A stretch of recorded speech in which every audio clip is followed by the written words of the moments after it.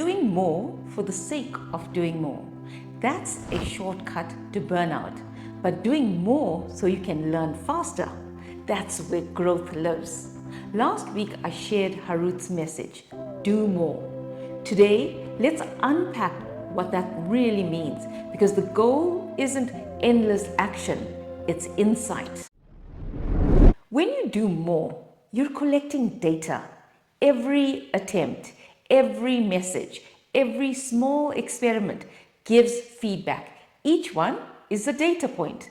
The trick is to stop treating doing as performance and start treating it as research. For me, I've been creating more videos lately, not to flood YouTube or yourself, the viewer, but to see which topics keep people watching, which thumbnails connect, and which tone feels right. It's not hustle, it's analysis. And I'll be honest, for a one-person team, this pace is not sustainable for the long term. But I'm using October to test as much as possible and then build my rollout plan for November. When to post, how many long forms, mid forms, and how many shorts. That way I can maintain quality, stay consistent, and still enjoy the process without removing the joy from the creation itself. Do, measure, learn, adapt. This cycle works in every part of life. You do something, you measure what happened, you learn from it, and then you adapt. That's how momentum builds, not from guessing, but from testing. So let me share with you some real-world examples. Example 1, for a career pivot. If you're exploring a career change, doing more could mean applying for 10 roles or having 5 networking chats. The data, which one leaves you curious versus drained? That's your clue. It tells you where your energy belongs. Example 2, health habits. In health, maybe you try a 6 a.m. gym week and a 6 p.m. week. Notice which one your body naturally sticks to. That's data. Now you know what's sustainable. Example 3, relationships and networking. Reach out to 3 mentors or peers for coffee. Pay attention to which conversations feel real versus transactional. Now that's feedback on where to invest your relational energy. Example 4, business or side hustle. Test 2 product ideas or services. Watch which one people ask about or which one you actually enjoy delivering more. That's market data and joy data. So your personal reflection.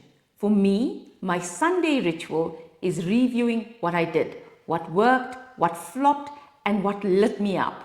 After every video, I sit down with my sister and we do a full review, the good, the bad, and the ugly. When my sound was off, she called it out immediately, said it took away from the experience. When my background was too dark, she told me to move to another part of the house. Then recently, I used animation, stick figures with words on the screen. She said her brain ignored the figures and went straight to the words, whilst I focused on the visuals. That was an interesting data point. I realized if I'm saying something, I don't need to show the words, just the picture is enough. So every bit of feedback, from lighting to sound to visuals, is data. It's constructive feedback, and I take it seriously because I'm growing as a content creator. And that reflection, that willingness to review and adjust, is where real growth happens. Doing more isn't about proving your discipline. It's about creating feedback loops that bring clarity. Every small action is a mini experiment that teaches you something. If you pause long enough to look at the data, you'll learn from it.